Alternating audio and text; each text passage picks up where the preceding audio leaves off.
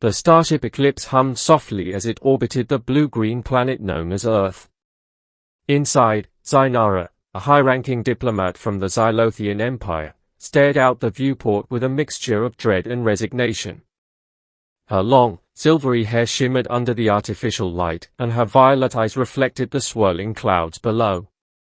She had been sent here for one purpose, to marry a human as part of an unprecedented interspecies alliance. The Zylothian Empire was vast and powerful, but their population was dwindling. Centuries of genetic refinement had left them sterile, and their once thriving civilization was on the brink of collapse. Desperate, the Zylothian Council had reached out to humanity, a young but rapidly advancing species, to propose a union. Humans, with their genetic diversity and fertility, were the perfect solution.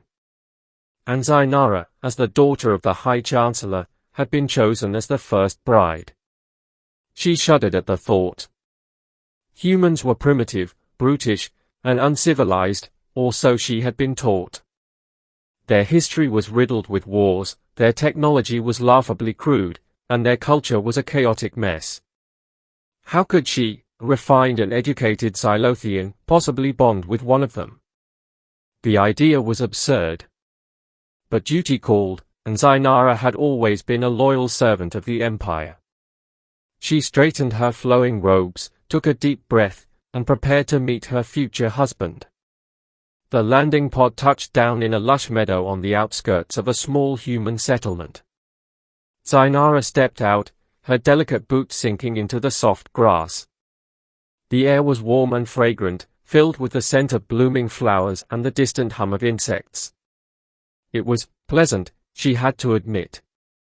But her attention was quickly drawn to the group of humans waiting for her. Among them stood a man who was clearly her intended. He was tall, with broad shoulders and a strong jawline. His dark hair was tousled, and his eyes, a deep, earthy brown, locked onto hers with an intensity that made her heart skip a beat. He wore simple clothing, a white shirt and dark trousers, but there was an air of confidence about him that was impossible to ignore. "Welcome to Earth," he said, his voice warm and rich. "I'm Daniel." Zynara inclined her head slightly, a gesture of respect. "I am Zynara of House Valen, diplomat of the Zylothian Empire." Daniel smiled, and something about it made her feel uneasy. Not in a bad way, but in a way she couldn't quite explain. "It's an honor to meet you," he said. "I know this is probably strange for you, but I hope we can make the best of it." She nodded, though her mind was racing. This human was nothing like she had expected. He was polite, articulate, and surprisingly charming. But surely, that was just a facade. Underneath, he must be as barbaric as the rest of his kind. Over the next few weeks, Zynara found herself spending more and more time with Daniel. He showed her around the human settlement, introducing her to their customs, their food, and their way of life. She was surprised by how much she enjoyed it. The humans were fascinating. Their creativity, their resilience, their ability to find joy in the simplest things, it was unlike anything she had ever experienced. And then there was Daniel. He was kind, patient, and endlessly curious about her culture. He asked thoughtful questions, listened intently to her answers, and never once made her feel like an outsider. Slowly but surely, Zynara found herself warming to him. One evening, as they sat by a crackling fire under a starry sky, Daniel turned to her and said, "You know, when I first heard about this arrangement, I wasn't sure what to think. But now, I'm glad it's you." Zynara felt a strange flutter in her chest. "Why?" she asked, her voice barely above a whisper. "Because you're amazing," he said simply. "You're intelligent, strong, and beautiful. And you've opened my eyes to so many things I never would have known. I feel like I've found something I didn't even know I was looking for." She stared at him, her mind reeling. Could it be possible that this human truly cared for her?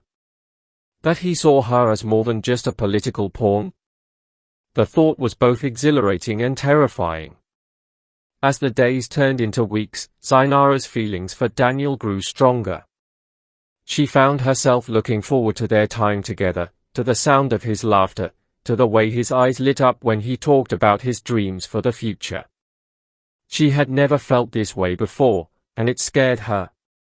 One night, as they stood on a hill overlooking the settlement, Daniel took her hand in his. "Zynara," he said softly, "I know this isn't easy for you. But I want you to know that I'm here for you. No matter what happens, I'll always be by your side." Tears welled up in her eyes, and for the first time in her life, Zynara let her guard down. I don't know what to say," she whispered. "I never expected to feel this way. About you, about this place, about anything." Daniel smiled and gently wiped away her tears. "You don't have to say anything," he said. "Just know that I care about you. More than anything." In that moment, Zynara realized that she cared about him too. More than she had ever thought possible. And for the first time, the idea of marrying a human didn't seem so dreadful after all. The wedding was a grand affair, attended by both humans and Zylothians. Zynara wore a gown of shimmering silver, while Daniel looked dashing in a tailored suit. As they stood before the gathered crowd, exchanging vows, Zynara felt a sense of peace she had never known. "I promise to honor and cherish you," Daniel said, his voice steady and sincere. "To stand by your side through whatever challenges we may face. Together, we can build a future that bridges our worlds." Zynara smiled, her heart swelling with love. "And I promise to stand by you," she said. "To learn from you, to grow with you, and to cherish the bond we share. Together, we will create a legacy that transcends the stars." As they sealed their vows with a kiss, the crowd erupted into cheers.